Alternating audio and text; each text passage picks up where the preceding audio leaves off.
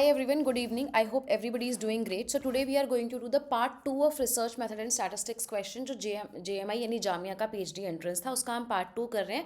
That means we are going to do the rest 50 questions out of 100. ठीक है, पहली चीज़. दूसरा चीज़ also I wanted to tell you all that I recently uploaded a video on aversion conditioning experiment, क्योंकि उसमें मेरे बच्चों को भी बहुत डाउट हो रहा था एंड वैसे भी मुझे उसमें कन्फ्यूजन आ रहा था. तो I have made a separate video for that. वो जाके आप यूट्यूब में देख लेना. ठीक है, this is for every one. You can just go once, you will get a good clear understanding of that experiment. Okay, let's move on to question number 51. उससे पहले the last question which is question number 50, हम उसके बारे में थोड़ा सा बात करेंगे. बिकॉज मैंने आपसे वैसे तो बता दिया था. 50th क्वेश्चन ये था that which among the following is not a theoretical perspective. इसमें से कौन सा थियोरेटिकल पर्सपेक्टिव नहीं है. ठीक है, हाँ, तो वैसे मैंने बता दिया था, पर मैं आपको इसमें थोड़ा और क्लैरिफिकेशन देती हूँ. मैंने और डिटेल में रीड किया तो I got to know that कि phenomenology is the correct answer. Because positivism theoretical perspective है जो ये कहता है that there is only one reality. और वन रियलिटी को हमेशा हम क्या कर सकते हैं, हमेशा हम एक्सपेरिमेंटल मेथड्स, ऑब्जर्वेशन मेथड्स, इन्हीं मेथड से हम स्टडी कर सकते हैं. इसके अलावा फेमिनिज्म थ्योरी जो है वो क्रिटिकल अप्रोच पे बात करती है. क्रिटिकल अप्रोच बेसिकली क्या होता है, जो ये कहता है कि सिर्फ एक ही तरह के लोगों पर आप स्टडी नहीं कर सकते और आप लोगों को दूसरा पर्सपेक्टिव भी देखना चाहिए. सिर्फ एक ही पर्सपेक्टिव हमेशा सही हो ऐसा ज़रूरी नहीं है. कंस्ट्रक्टिविज्म ये मानता है कि जो रियलिटी होती है वो कंस्ट्रक्ट करी जाती है. मतलब that reality can be different for you, for me and for every other person. Phenomenology भी एक थ्योरी है but it is more of a method जहाँ पर हम फिनोमेना को स्टडी करते हैं in the real life setting. Okay, let's quickly start with the new questions which are there. Some will be repetitive because as it was there in exam. But anyways, so the major anti-positive stance is what? अगर कोई major anti positive, मतलब जो मैंने अभी definition बताई ना आपको positivism की, उसके हिसाब से बताओ कि कौन सी जो अप्रोच है वो एंटी पॉजिटिविस्ट होगी. अगर नहीं आता तो तुक्का मारो. I tell you what it is. Okay, so I tell you इसका आंसर फेमिनिज्म है. वाई इसका आंसर फेमिनिज्म है, क्योंकि इंटरप्रिटिज्म बेसिकली टॉक्स अबाउट कि आपने कुछ बोला, मतलब इट्स बेसिकली टॉकिंग अबाउट कि आप मुझसे बात करोगे, उसके बाद आप इंटरप्रेट करोगे कि मैम ना ऐसा फील कर रहे हैं, हो सकता है ऐसा कुछ हो रहा है. Critical inquiry is basically you want to critics आपको उसमें देखने हैं, बट ये कोई it's not a major theory. और पोस्ट मॉडर्निज्म भी है but that again is not a theory. And ये मॉडर्निज्म की भी बात कर रहे हैं, बट यहाँ पर हम वो बात नहीं कर रहे हैं. We are talking about feminism. मैं क्यों बता रही हूँ, क्योंकि इसकी रिस्पॉन्स में वो कहीं ना कहीं आई थी. Positivism said that there is only one reality and one everything, but feminism ने कहा नहीं. फेमिनिज्म का मतलब आप ये मत समझो that it is towards the female और towards the you know the girls in the world. Feminism is towards any particular group which is basically marginalized because of any reason. That is your feminism. Okay, तो feminism को हम critical approach भी कहते हैं and it's a famous approach for this. तो anti positive में आपका feminism ही होगा. Question number 52 is asking experimental research place and emphasis on what. Experimental research जो होती हैं साइकोलॉजी की हम बात करेंगे, उसमें हमारा एम्फेसिस जो है वो किस पे होता है.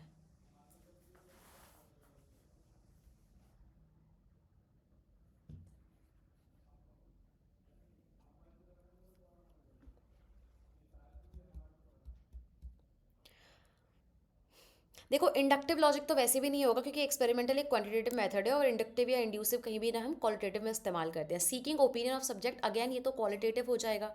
एक्सपेरिमेंटल तो बिल्कुल साइंटिफिक मेथड है, उसमें क्वालिटेटिव स्टडी की कोई जगह ही नहीं है. Not concern with generalizations to larger population. ठीक है, जनरलाइजेशंस के साथ वो कंसर्न नहीं है टू लार्जर पॉपुलेशन, ऐसा भी बिल्कुल नहीं है, क्योंकि अगेन एक्सपेरिमेंटल क्वांटिटेटिव है, वहाँ पर हम जनरलाइजेशन कर सकते हैं. छोटी पॉपुलेशन से, सॉरी, छोटे सैंपल से डेटा निकाल के पॉपुलेशन पर हम जनरलाइज करते हैं. तो ये तीनों ही डेफिनेशन क्वालिटेटिव के बारे में लिखी है, अगर आप पढ़ो ढंग से. D option is correct which is accurate measurement of outcomes, कि आपको आउटकम्स का एकदम एक्यूरेट मेजरमेंट करना है. What is empiricism means, we have done it a lot, मैंने बहुत रिपीट करा दिया है. एम्पेरिसिज्म क्या होता है.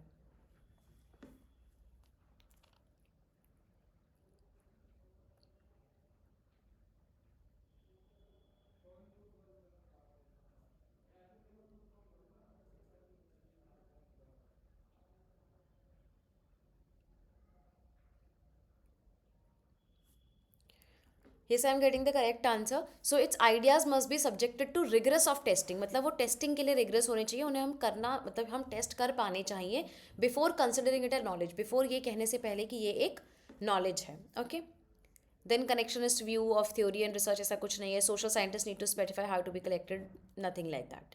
Question number 54, factor analysis is used when. I don't want any wrong answers here, it's very direct and simple. Factor analysis किस लिए इस्तेमाल होता है, किस लिए इस्तेमाल होता है पूछा गया है. इसका मतलब जो उसका सबसे बेसिक और सबसे बोलते हैं ना सिग्निफिकेंट रोल है उस मेथड का, जो कोई और नहीं कर सकता, वो आपको बताना होता है. बिकॉज ये तो बहुत जनरल है, अगर आप इसको बोलो तो बी तो नहीं होगा ऑप्शन. क्या guys you don't know the answer only, जब मैंने बोला गलत नहीं चाहिए तो. सो फैक्टर एनालिसिस का इस्तेमाल होता है to investigate effect of two और more independent variables on a dependent variables. It's very very sad that you do not know this. ये बहुत ज़्यादा इजी क्वेश्चन है. दो या दो से ज़्यादा इंडिपेंडेंट वेरिएबल्स का हम इफेक्ट देखते हैं किसके ऊपर, डिपेंडेंट वेरिएबल के ऊपर, right. Question number 55, a deductive argument is invalid if it's. मैं ये बता देती हूँ क्योंकि ये मेजरली बच्चों ने पढ़ा नहीं होगा. डिडक्टिव आर्ग्यूमेंट क्या होता है, मतलब हमने ये तो पढ़ लिया है ना, मैंने बताया था आपको बार बार कि डिडक्टिव अप्रोच क्या होती है. डिडक्टिव अप्रोच होती है जहाँ पर हम एक थ्योरी लेते हैं एंड देन उसमें से हम डिड्यूस करके कुछ ना कुछ अपना कंक्लूजन लिखते हैं. तो इसका जो आंसर है वो ए होगा, बिकॉज प्रेमिसेस सारे ट्रू हैं and its conclusion are false. तो ये इनवैलिड आर्ग्यूमेंट है, ये उसमें आता है. नेट के एग्जाम में हम पढ़ते हैं लॉजिकल रीजनिंग में, आपने नहीं पढ़ा इसलिए मैं बता रही हूँ. Question number 56, which of the following is the first step in starting the research process. ये क्वेश्चन अगेन मुझे लगता है दूसरी या तीसरी बार रिपीट हो चुका है कि रिसर्च प्रॉब्लम में कौन सा स्टेप है, identification of the problem. Correct. Question 57 is which is not a linear data structure. I will tell you, क्योंकि ये भी हम इतना पढ़ते नहीं है जैसे उन्होंने पूछा हुआ है. तो it will be a binary tree, जो कहीं ना कहीं नाम से पता लग रहा है. Array is a scale line, Q is again a one by another data जैसे हम रखते हैं, एंड स्टैक इज ऑल्सो एक के ऊपर एक रखना. बाइनरी ट्री में डेटा बहुत ज़्यादा स्कैटर्ड, मतलब स्कैटर्ड तो नहीं बोलेंगे बट लीनियर नहीं होता है, एक लाइन में नहीं होता है. Question number 58, the researcher which is exploring new facts through the study of the past is called what. एक रिसर्चर नए नए फैक्ट्स देख रहा है पुरानी या पास्ट स्टडी से. Yes, even if you don't no, it's historical research. Philosophical होती है जो यूजुअली इंडिविजुअल्स पे ऐसे की जाती है. माइथोलॉजिकल हो सकता है but it's a part of it. Major जो वर्ड है वो हिस्टोरिकल होगा. After that content analysis is not also that, because past को एम्फेसाइज किया है. 59, एक्शन रिसर्च इज वॉट. ये हमने कल डिस्कस किया था. एक्शन रिसर्च इज अ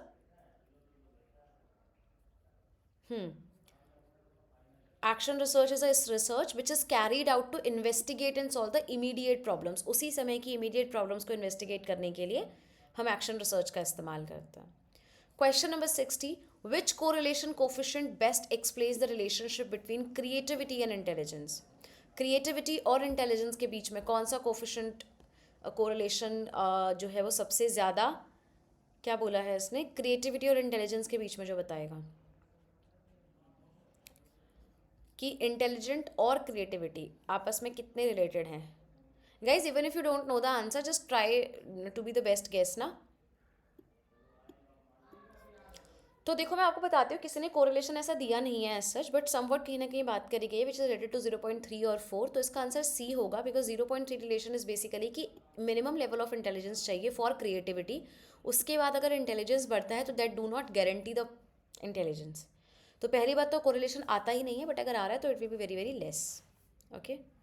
और जिसने मुझे नहीं पता बट डी ऑप्शन चूज़ किया था 1.0, बेटा आपने 0.1 सोच लिया उसको, वो 0.1 नहीं है, वो 1.0 है, विच मीन्स फुल कोरिलेशन. 1 से ऊपर तो कुछ होता ही नहीं है. So this is not right. So read the options very carefully while you are marking the answers. Question number 61, arbitrary zero किसका कैरेक्टरिस्टिक है. गाइज ये हमने पढ़ा है, डोंट डू दिस, ऐसे मत करो, बताओ. आर्बिट्री जीरो किसका कैरेक्टरिस्टिक है.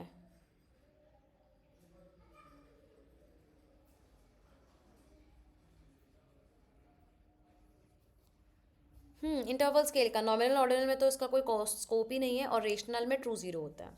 Question 62, inferential statistics testing the null hypothesis of independence. ये एक्चुअली सिंपल डेफिनेशन के वर्ड से लिया गया है. Null hypothesis of independence use होता है काई स्क्वायर में. बस that's it. Question number 63, observational description of people और अ सोशल यूनिट. एक सोशल यूनिट का और एक लोगों के ग्रुप के लोगों के ग्रुप के डिस्क्रिप्शन को हम क्या कहते हैं.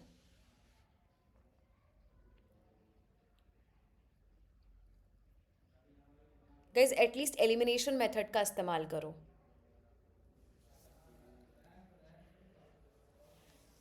नहीं, so see, हाँ, yes, it's ethnography because we are talking about the social unit and a description of people, so it will study the culture of that particular thing.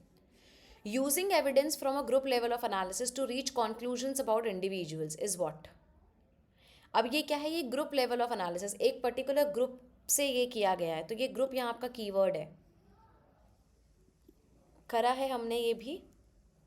This will be your cohort study. Cohort क्या होते हैं, किसी को पता है? Can anybody tell me who is cohort और what are कोहर्ट्स?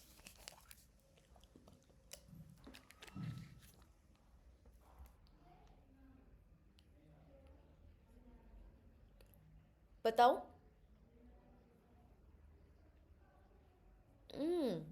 Cohort होते हैं जो सेम टाइम पर सेम एज के हों, यानी कि सेम एज में उनकी बर्थ हुआ हो.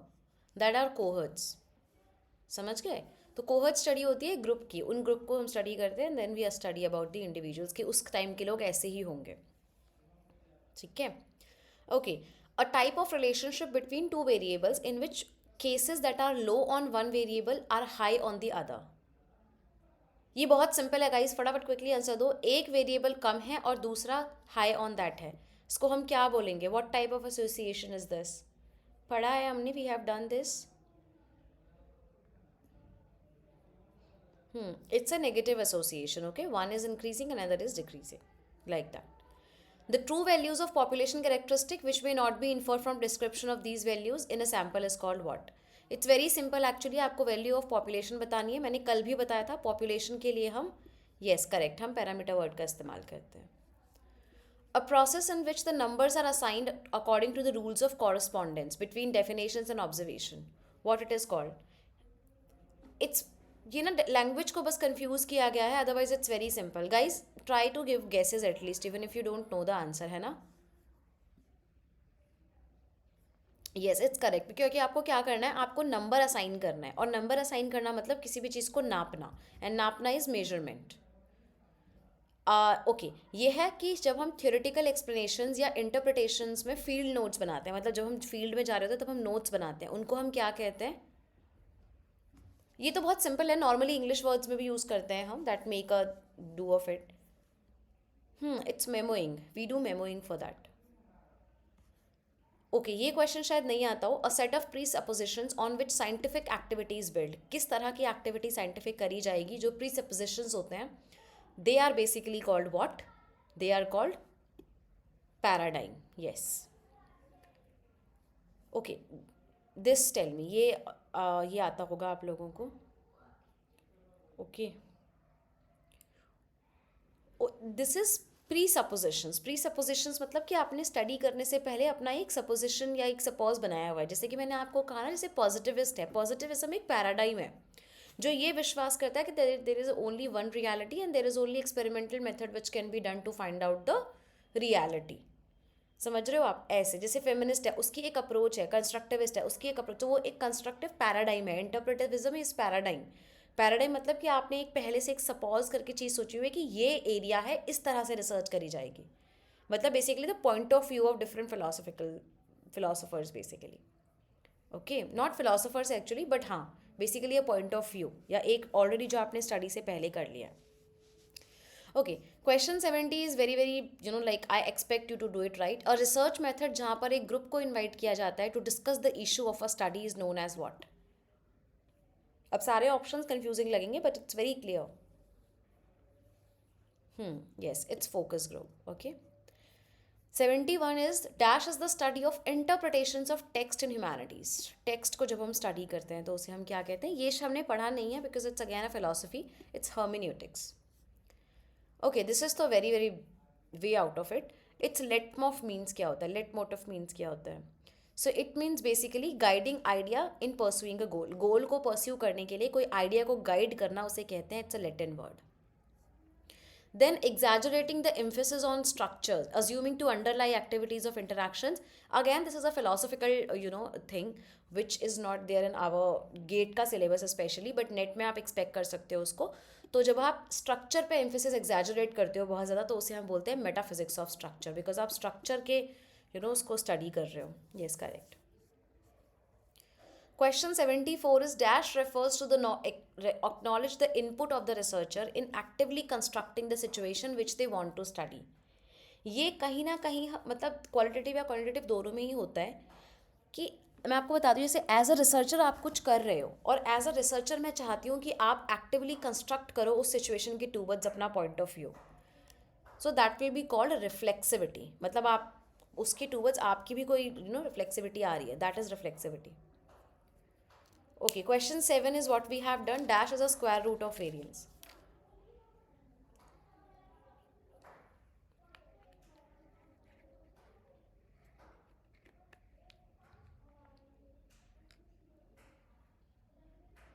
बताओ बताओ, what is the square root of variance?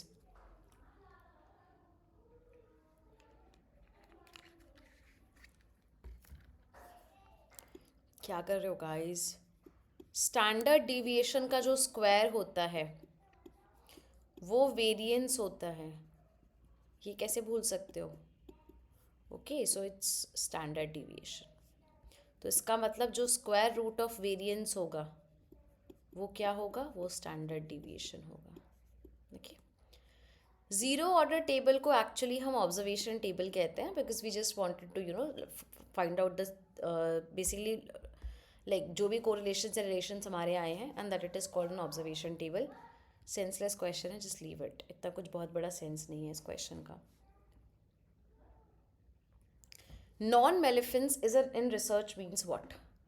This we have done. Research में नॉन मेलिफिसेंस का मतलब क्या होता है?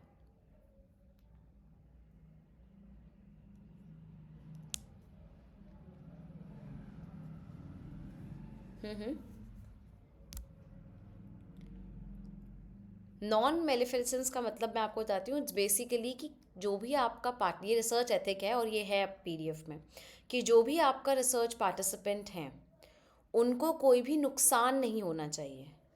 दे should not be like get any types of harm. तो it will be to avoid the physical and psychological harm. कोई doubt है किसी को? Anybody is having any doubt here guys?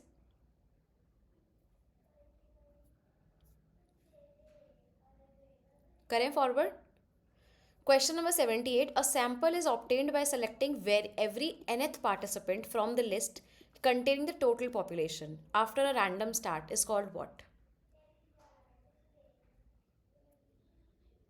Types of sampling का question है ये.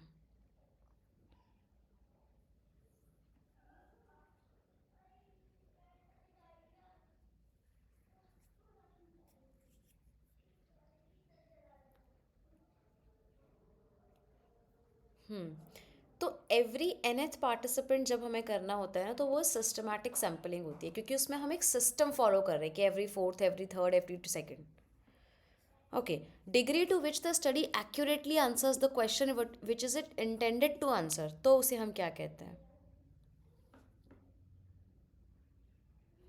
ठीक है. Validity. Okay. Which among the following is not a extraneous variable? इसमें से कौन सा एक्सट्रेनियस वेरिएबल नहीं है? It's a good question actually. I will tell you here one thing. Answer दो, पहले गेस करो कौन सा एक्सट्रेनियस वेरिएबल नहीं है इसमें से.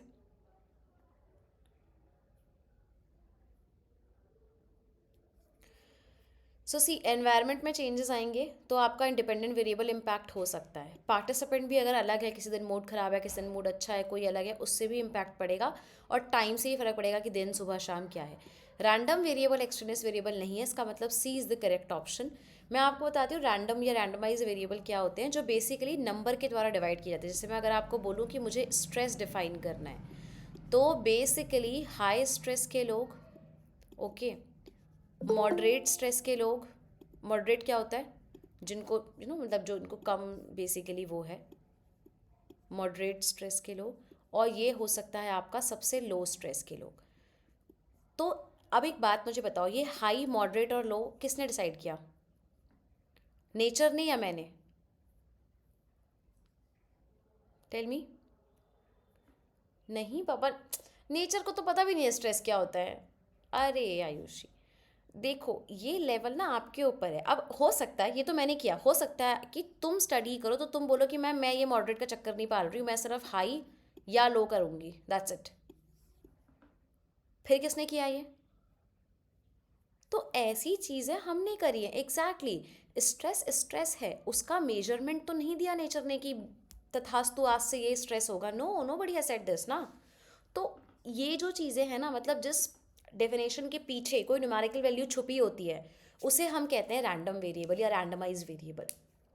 हम समझना इस बात को, ये बहुत इंपॉर्टेंट है, स्पेशली जो नेट का सोच रहे हैं कभी फ्यूचर में, उनमें ये बहुत आता है, तो दैट इज़ वेरी इंपॉर्टेंट। या स्ट्रेस के अलावा अगर आपको एग्जाम्पल हो, जैसे आप मानो कि क्लास टॉपर आप बोल रहे हो कि मैम 85 से ऊपर जो आएंगे वो क्लास टॉपर हैं, और जो बिल्कुल नीचे आएंगे वो क्लास में जो ना लो बच्चे हैं, तो वो सब आप डिसाइड कर रहे हो। कल को आपका आप बोलो नहीं मैम पेपर बड़ा मुश्किल था, एक काम करो 60 से ऊपर वालों को आप हाई कर दो, that is up to you. So that is a random variable, that's why it is not extraneous. Extraneous variable क्या होता है? जो dependent variable को impact करता है, जो environment, participant and time related है।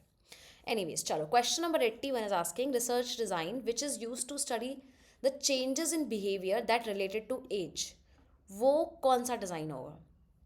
ऐसे बहुत सेंसफुल क्वेश्चन नहीं है ये, बट आप आंसर बता सकते हो इसका, कि एक ऐसा रिसर्च डिज़ाइन जो बिहेवियर में बदलाव देख रहा है बिकॉज ऑफ एज, उम्र की वजह से। Definitely it's very clear, it is developmental research design, क्योंकि ये एज के साथ साथ चीज़ें देख रहा है आपकी।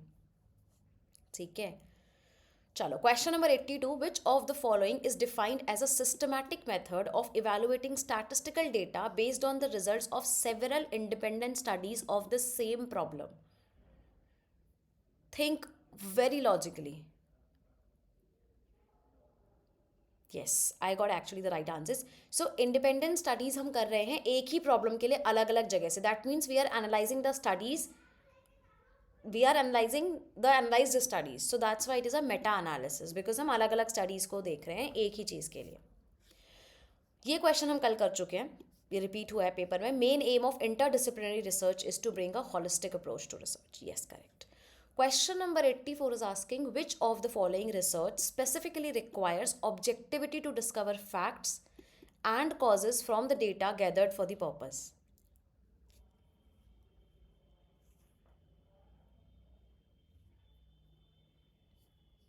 Read carefully. It is asking for objectivity to discover facts. हमें facts discover करने हैं, causes discover करने हैं और objectively data लेना है. So it will be quantitative, correct. Objectivity आप क्वालिटेटिव में एक्सपेक्ट ही नहीं कर सकते। फंडामेंटल होती है जो इंपॉर्टेंट है, एक्शन रिसर्च भी आपके प्रॉब्लम्स के लिए होती है, they do not fit here anyway. 85 question, that which scientific method is a top down confirmatory approach? अब कल हमने बॉटम अप का किया था इफ़ यू रिमेंबर, तो उससे रिलेट करके बताओ कि टॉप डाउन या फिर कन्फर्मेटरी क्या होगी? मैं आपको फिर बताऊंगी इसका meaning. Quickly guess the best you can.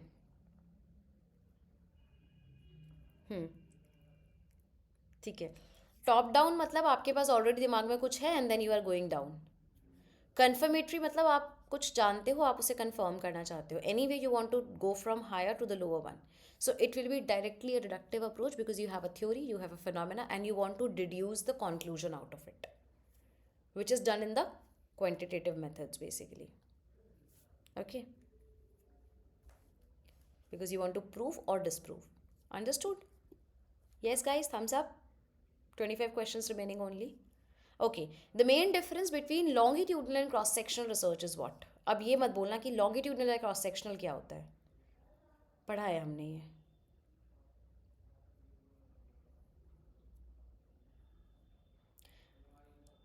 Okay, बताओ बताओ गाइज, अगर ऐसे क्वेश्चंस नहीं करोगे ना सही तो बस तो हो गया तुम्हारा।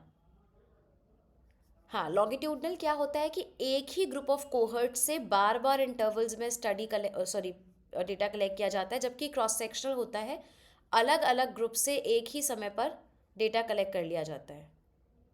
ठीक है, एक ही ग्रुप से अलग अलग टाइम पर और अलग अलग ग्रुप से एक ही टाइम पर, तो टाइम का डिफरेंस है, फ्रीक्वेंसी ऑफ डेटा कलेक्शन पर डिफरेंस है कि डेटा कलेक्शन एक बार में हो रहा है या बार बार में हो रहा है। Okay, 87 question is also a philosophical question, so no need to worry about this. It's sine qua non of a good research. इसका मतलब बेसिकली होता है कि विदाउट विच नॉट, मतलब जिसके बिना कुछ हो नहीं सकता, तो इसको हम रिसर्च में बेसिकली ये मानते हैं that it is a well formulated hypothesis जो सबसे ज़्यादा ज़रूरी है तो बाकी सारे ऑप्शंस, बट हम वेल फॉर्मुलेटेड हाइपोथेसिस को सबसे इंपॉर्टेंट मानते हैं. Again this is a Latin word I guess. या Okay, we have another question for correlation. Which figure reflects the highest value of Karl Pearson coefficient of correlation? कौन से coefficient of correlation का value सबसे highest है? Highest.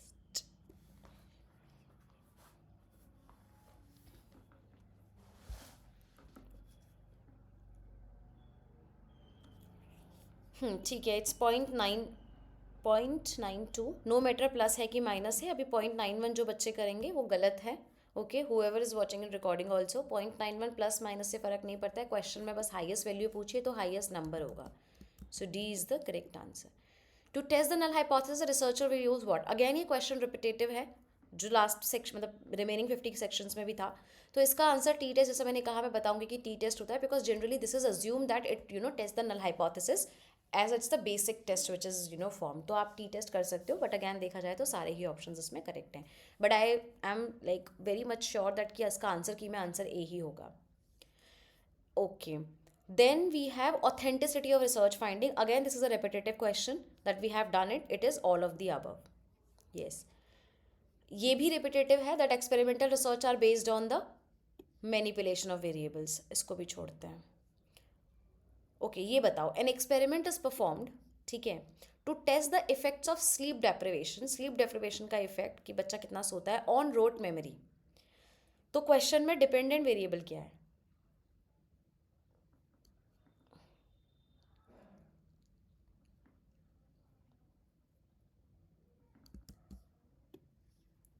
What is the dependent variable here? Very good, guys. It's a rote memory scores. Don't get confused with other options. Yes. Very good. When a research problem is related to heterogeneous population, the most suitable sampling method is what? It's very clear again, actually.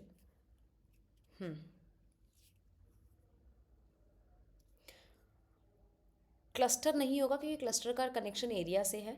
Simple random तो हम वैसे भी नहीं लेंगे because हमें तो simple random कैसे ले सकते हैं, पॉपुलेशन इतनी ज़्यादा डाइवर्स है. तो stratified will be the correct answer. Quota तो खैर वैसे भी नॉन प्रोबेबिलिटी है.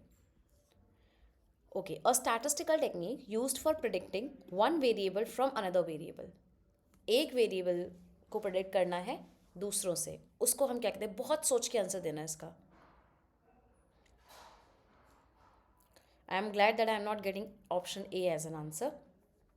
It's regression. Okay, regression में हम prediction करते हैं जबकि correlation का कोई ऐसा मेजर सिग्निफिकेंट फंक्शन नहीं है कि हम उसको वो करें, लाइक प्रिडिक्ट करें. Question 95 is the degree to which results of a study can be extended to other settings is termed as what. ये मैंने आपको बताया था कल क्वेश्चंस करते के दौरान, बीच में ये टर्म आई थी. At that time I have informed you.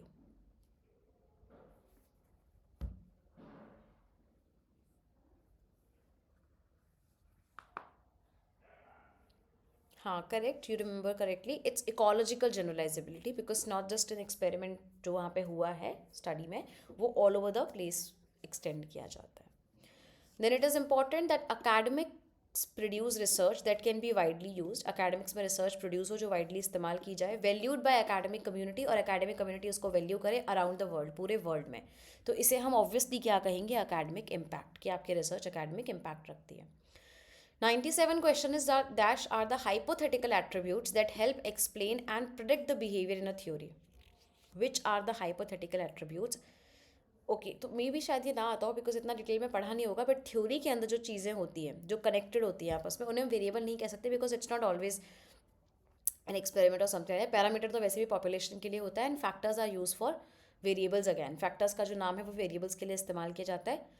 तो इसका आंसर कंस्ट्रक्ट है बिकॉज अलग अलग कंस्ट्रक्ट, लाइक सेल्फ एस्टीम, जैसे हमने उस दिन पढ़ा था कि frustration leads to aggression. So frustration is a construct, कि फ्रस्ट्रेशन कब होती है, क्या होती है, and aggression is a different construct. तो दैट इज अ अग्रेशन. तो ये कंस्ट्रक्ट्स का जो हाइपोथेटिकल एट्रीब्यूट्स होता है कि एक दूसरे को वो एक्सप्लेन करते हैं, प्रिडिक्ट करते हैं, उससे एक थ्योरी बनाई जाती है. उस थ्योरी को जब हम पढ़ते हैं तो उसमें अलग अलग कंस्ट्रक्ट्स होते हैं.